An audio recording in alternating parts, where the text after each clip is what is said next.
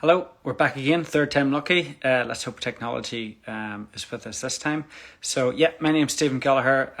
This is our Instagram live videos that we're doing with some of our athletes. So we're going to spend a bit of time and bring on an athlete and talk to them just about their cycling, about their competition, about their training, all parts of and just go through some of them areas. So with us we have Darren Rafferty, unbelievable Darren. We've got technology working. Um, for those watching, so I'm based here in Western Australia, and Darren is in County Tyrone, Ireland, I believe. Isn't that right? Yeah, home for a bit. Usually in So Girona, but home for a bit. So anyway, we can be forgiven maybe for a bit of the technology breakdown earlier on. But again, so what we're about here today is just to go through with a lot of questions that people have sent in to ask Darren, talk about his journey so far. I'm going to let Darren introduce himself in a second, but we're going to go through some of the questions that people have asked us previously. I'm going to go through a bit of the history that we've had, and I think this is our fourth year of working together. Feels like 20 years, but I think it's our fourth year. Go through some questions, and maybe somebody's going to learn something out there. Maybe some people might actually, are interested in Darren's journey in cycling, and yes. So Darren, maybe introduce yourself, a bit about you, and a bit about your cycling life, I suppose. Yeah, so I'm Darren Rafferty, and this year I'm racing for Hagen's Berman Action, and I've been coached by Stephen for the last 3 years. So this is the fourth year, starting in 2022. Um, I used to race mainly in Ireland. I've done cyclocross, mountain bike, road, track, and then last year I spent the summer in France as a second year junior. Um, Racing with a French team, Team 31, Team Jolly, Team 31. They had me racing out of Toulouse and picked up some results and managed to get a contract with one of the best under 23 teams there is in the form of the American under 23 squad, Axion, run by Axel Merckx. So, yeah, that's been the last couple of years for me. And with that, there's been obviously lots of targets, lots of goals, lots of work towards big championship events and going through the process of national teams and also international races. But I think it's fair to say, Darren, that you come from a broad spectrum of disciplines in cycling, mountain biking, cyclocross. Yeah, well, whenever I first started getting coached, it was just after the cyclocross season as an under 16. As a youth rider, that was mainly the mountain bike and cyclocross scene, which was the most enjoyable, most fun for me. And there was always racing here. Um, as that's progressed, then it's changed a bit more onto the road. But I've always loved racing, cyclocross, mountain bike. They're two of the most enjoyable disciplines of cycling, especially for youth riders. Mm-hmm. But yeah, it's for sure a good way to learn how to ride a bike. You can work maybe being the main thing. Yeah, and I think if we talk about how we first met, we were introduced by a mutual friend. I had just moved back to Ireland at that time, and you were obviously very prominent in the cyclocross scene as an under 16 in Ireland. And one of your goals at that time, going into your second year under 16, was the Youth Olympics. And we seen that as I suppose, a stepping stone to enable you to perform at a large event, a global event that even the process to gain selection, the process to go to an event, experience what it's about, is beneficial for a rider going through the journey into elite sport, but also getting recognised, and also, for your own success to do well. But maybe just that first or that second year under 16, what was that like? And I suppose your initial steps into coaching, because I know we've had some questions about coaching as an under 16, when you would recommend to start, what sort of training you were doing. So maybe that's an opportunity just to give us a wee brief on that time of your career. Yeah, so as in a second year under 16, it never really crossed my mind about coaching, or I'd always just raced by myself, just riding week in, week out when I had the time, or club runs, the odd day or two in the forest, riding mountain bikes or cross bikes. And then from January of 2019, as a second year under 16, I started getting coached with the aim of working towards the Youth Olympics in Baku at that time. And probably the biggest thing I found from the coaching as a 16-year-old is that you don't actually know a lot about cycling in general. So you think you know when you race for short periods of time, but you soon realize that you're not eating right, you're not really training right, and there's not massive differences, but there's small tweaks that have to be made to make you a better athlete on the bike. Um, I think the main things, nutrition wise, even that aren't actually linked to the training, all aid. And Mhm. actually, my training ended up reducing from the previous year. As a first under 16, I ended up doing less training, but I had confidence in what I was doing because someone was able to tell me. I had Stephen who was always there to call, and you could tell me if I what I was doing, why I was doing it, and having someone that's guiding you through your training, it makes it easier to do. And also, if you're doing it wrong, they can spot what's making it go wrong or how they can change. So it was sort of like a 6 month period of getting to know how both of us worked, um, Mhm. what I liked and didn't, and then getting used to the sessions that really made a difference for me. Yeah. And we targeted a few selection events, which were important in picking the team. And some didn't go well, and then others went extremely well. Um, Managed to win a few, and then other races where I broke a gear cable mid race and just about managed to hang in the Yeah. points to sort of stay for selection. But at that age, getting to go to Azerbaijan for the Youth Olympics was something that, as an under 14, never like you kind of dream of it. You see the year, 2 years above going, and they went to Mhm. Hungary, and it was like, oh, that would be cool. And then whenever it actually happens, it's it's pretty mad that you're only 15 and you're going to almost a Middle East to race your Yeah. bike with all these other countries. So that was a massive achievement for me personally, having never really had massive results before under 16. So that was a nice step forward. Yeah. Yeah, I mean, that time, as you said, that qualification for the Youth Olympics was a very positive process in the sense that you had to overcome, like I said, going to races, gear cables breaking, the mental fortitude to go through those sorts of barriers at a young age. I think probably stood testament to you going forward as things got more and more difficult.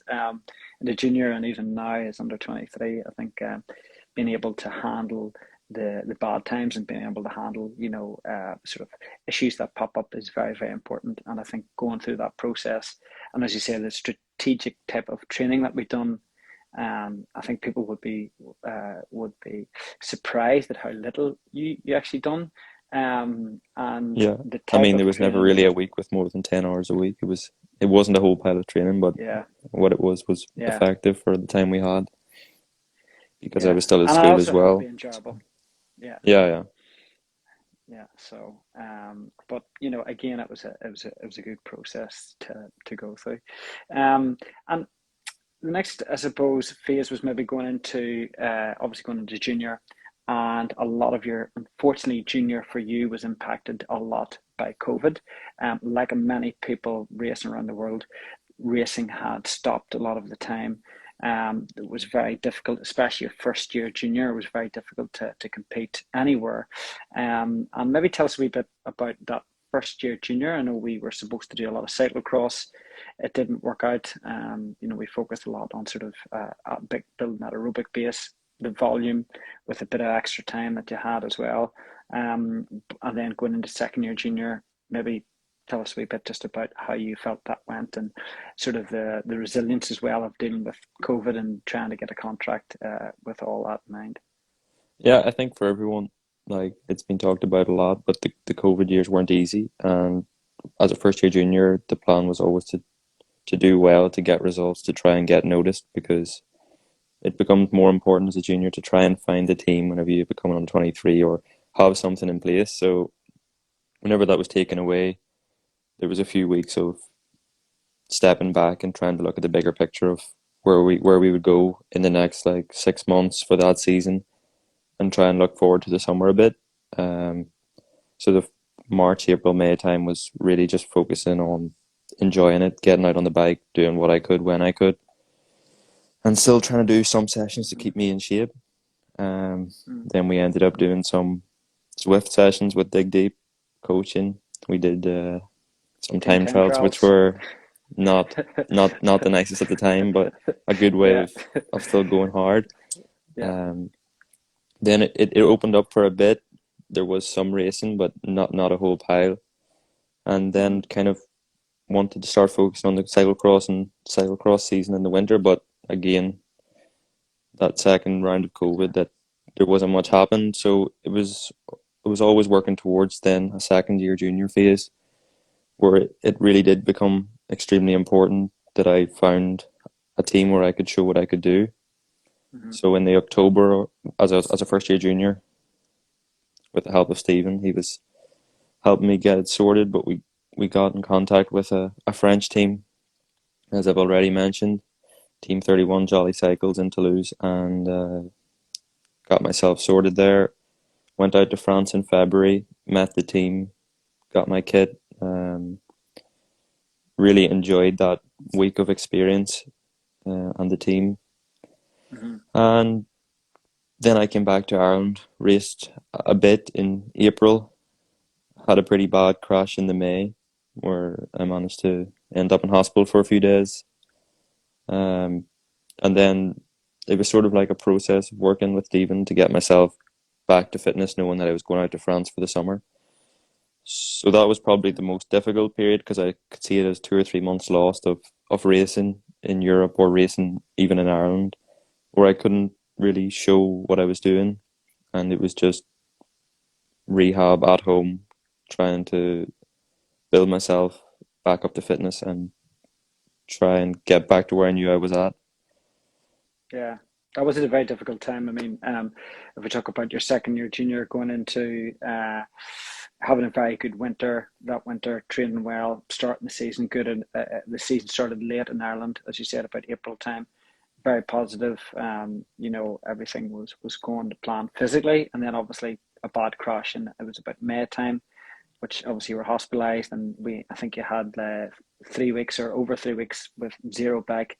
Then there was about 2 to 3 weeks of small rehab, and I think it was after 6 weeks you maybe got off your crutches and were maybe starting to walk a bit better. But I think you were maybe sick of looking at a turbo trainer a month after that, because I think Yeah, we had a couple of 20-hour weeks, 15, 20-hour weeks indoors. Again, it was very strategic, and a lot of it was 3 times a day, and mitigating any issues with the injury as well. But subsequently, that sacrifice paid off, and you ended up having a very successful run with Team 31 Joly in the south of France, and that was a fantastic team, and is a fantastic team for junior development. He's done a lot of big races in France and other parts of Europe as well, hopefully, and that allowed you to, I think you won 4 stage races, I believe. Was it 4 stage races you won? And yeah. I, yeah, I ended up with 4 stage races, I think, and 9 or else 10 victories over the 2 months. But it was sort of I had been so focused in late May and June of getting back to fitness. I raced a few time trials in Ireland and managed to break the 10 mile record as a junior, which gave me some confidence going out to France. And mm, the first weekend that I raced there, I won the first stage race, and it sort of just kept the ball rolling, and was able to pick up result after result and kind of surprise myself each week. I was never mm, expecting to go to France and win, but whenever it happened once, then I kind of liked the feeling, like getting used to it, and knew I had the legs. So yeah, it just sort of continued on, and and then worked confidence. toward. Yeah, it was like I would never really won that much before, but whenever I got out there and started winning, it was a nice feeling, and you knew you could always try for the win, regardless of who was Yeah, there or where it was, yeah, and and with a again, super helpful team around me as well. yeah, and the confidence coming from, your, I suppose, your victories earlier on, and then that snowball effect is always very good, and obviously the team support. And again, we did train quite strategically for the time trials later in the year. We were fourth in European Championships, and obviously that combined with a lot of the other victories that you had led you to join Hagen Bermans and being able to be here sort of right now. So again on the world stage as an 18-year-old. So um, a couple of other questions that we had, just if we talk about your transition under 23, moving that way, is about how important bike handling is, skills.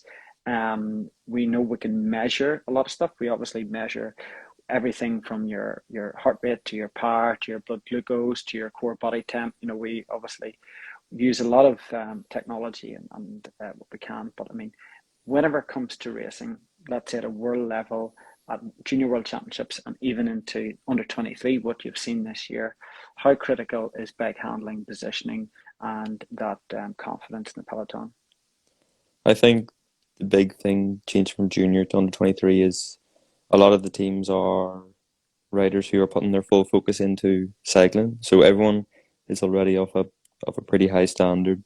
Everyone has the power to be there.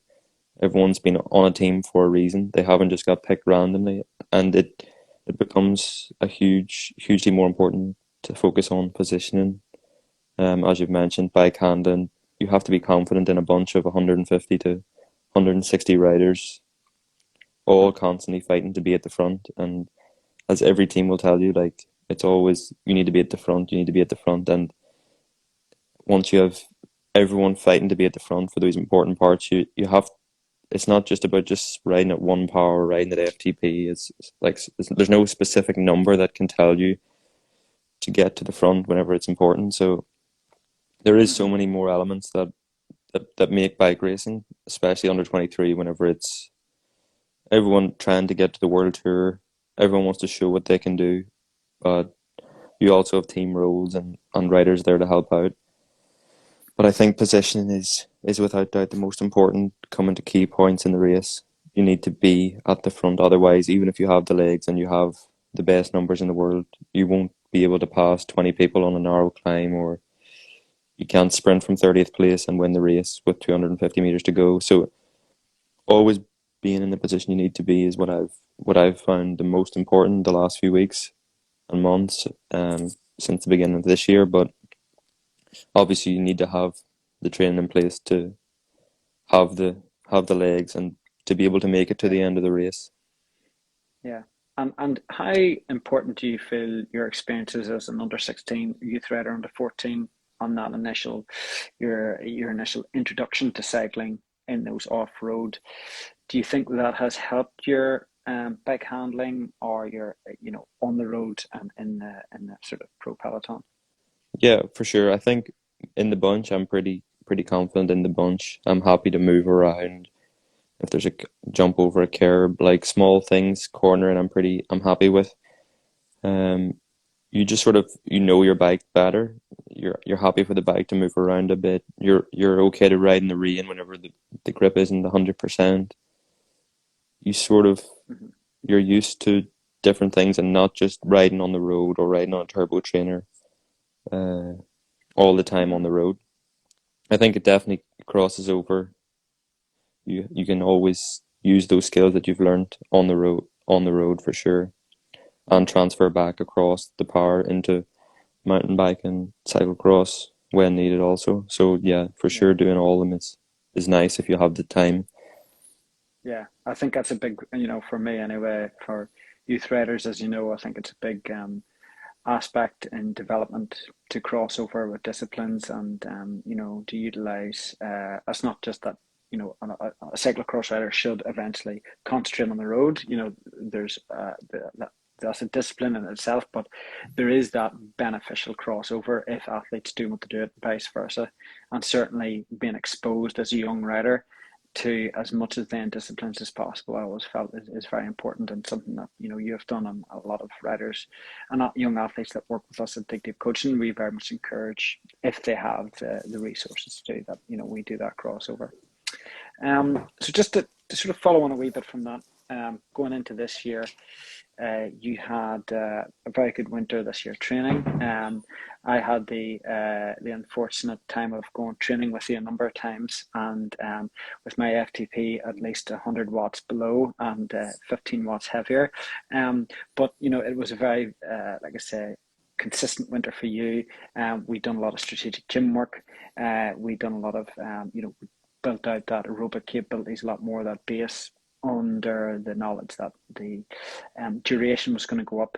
Some of the efficiency maybe wasn't there last year, and trying to build out that part of your engine. But you eventually went with Quick Step to you were invited to their training camp in Calpe in January time, I think it was. Yeah. So you were down there with Quick Step with Julian Alaphilippe, Cavendish, the all the stars of Quick Step obviously were there. So tell us a wee bit maybe about that experience, what happened, what you learned from it, and apart from sore legs, but how you feel that went.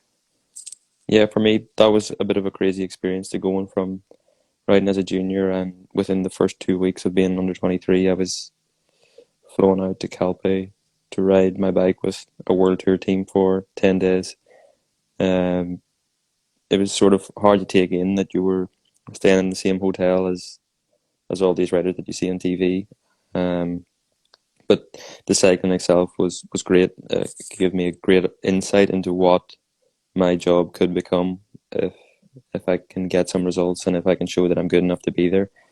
But it gave me motivation for this year that I have lots to work on, lots to improve, but there's for sure that opportunity, and you can see the professionalism in the team, the staff that are behind the riders, the equipment.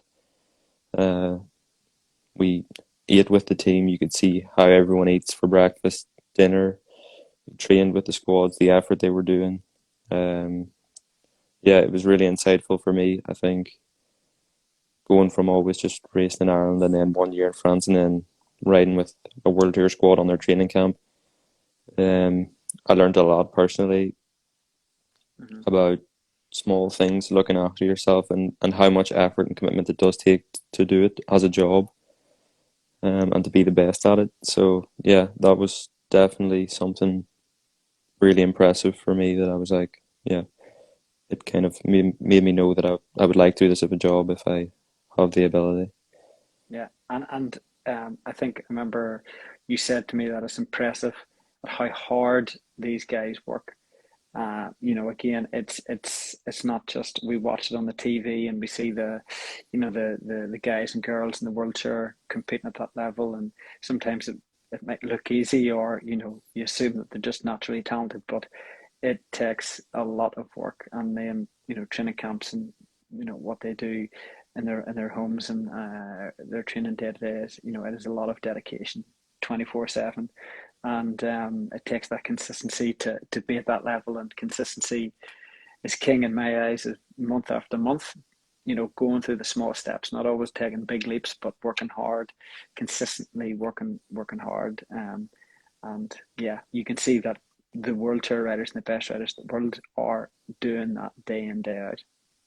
Yeah, for sure. I think even for myself, since I started getting coached, I've noticed that over the last 4 years, it's always been a small improvement every 3 months or 6 months. It's never been a massive leap in performance. That year on year, I've got a small bit better, a small bit stronger. The numbers are better. I'm racing more quality fields. So yeah, hopefully continue that trajectory. But Yeah. yeah, it was nice to see what the peak of the pyramid looks like and where I can go to. Mm-hmm. And just a wee bit on this year. You started this year, and obviously the season started really well. The first stage race that you done, your team won overall in Croatia. After that, you've had a block in the Ardennes racing. Again, more success there with the team and good results as well. So just tell us a wee bit maybe about this first couple of months and what's about to happen in the next couple of months and ambitions sort of going forward into the year. Yeah, so this year I started with Hagen's Berman Axion. We had our first team camp in February for 2 weeks. Got to know the team, got all of our equipment, um, all the bikes, aero bike, climbing bike, and from there, from after camp, I moved to Girona, and straight after that, it was into racing Croatia, which was my first race as under 23. We raced a couple of 1 days and then a 3 day stage race, which we managed to win. So it was nice to be a part of a winning environment from the start and to see how a team operates, having your roles to help out the squad on the climbs or on the flat. If it means going back for bottles or taking someone's arm warmers back to the car, there was always a job to do. And it's yeah, that process of having riders that are there to help as well as the riders that are winning kind of gives everyone their chance, and the team is really good at giving everyone an opportunity that if you're not the protected leader, or if you're not the best rider, that you're given the option to go in the break early on, or if it does, you're given a chance until it comes down to a sprint, and then you have your job. So I've found that like it's always you always have an option, but at the same time there's a team job to be done whenever someone is doing well and there's a jersey to protect. And then from that, yeah, we've raced some big races like Liège last weekend, Triptyque, one of the biggest under 23 stage races of the year. So yeah, the team calendar is really impressive, and I'm getting lots of opportunity to race the big races and put myself up against the other World Tour development squads and the best under 23s pretty much each month. Yeah, So that's yeah. been interesting. And again, a great. I think we've taken a lot of confidence in the process of our training where we hoped you would be, not just from a numbers perspective, from a physiological perspective, the type of rider that you've turned into with what we've done in the winter time. I think we're at probably a very good place. And what's next in the coming weeks and months, and I suppose your aims sort of for later in the year. So yeah, the next few months sort of look like a big block at altitude in Sierra Nevada, at the end of this month, leading into the start of May, and then down to race Paris-Roubaix under 23 and Veenendaal, and then after that, I hope to be selected for the under 23 Giro, which fingers crossed I can make the team for. That would be the big main goal of the season. And then after that, there's European Championships in Portugal, where I'll be sort of trying to target the time trial. And then there's also the Nationals in between those two events as well. So yeah, the next June, July period's very busy, and April, May is a lot of preparation until Roubaix. Yeah, and a big block at altitude, which is going to be your first time at altitude.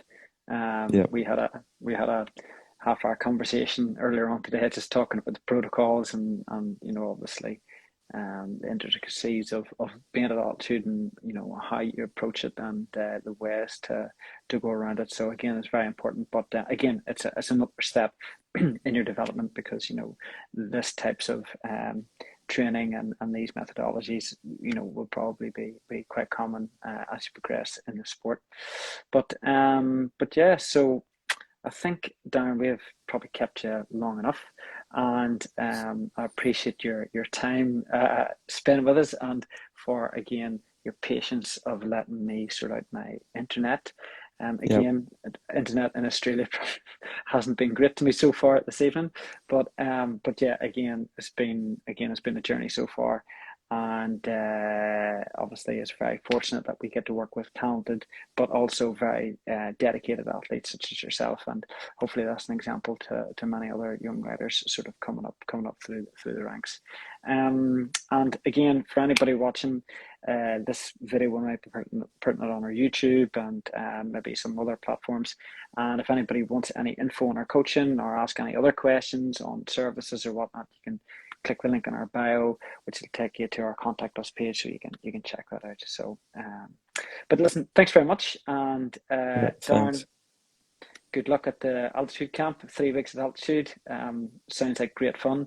But yeah. So again, thanks for everybody for joining, and we will see you all soon again. So thanks, Darren. Thanks very much. All right. Bye. Bye bye.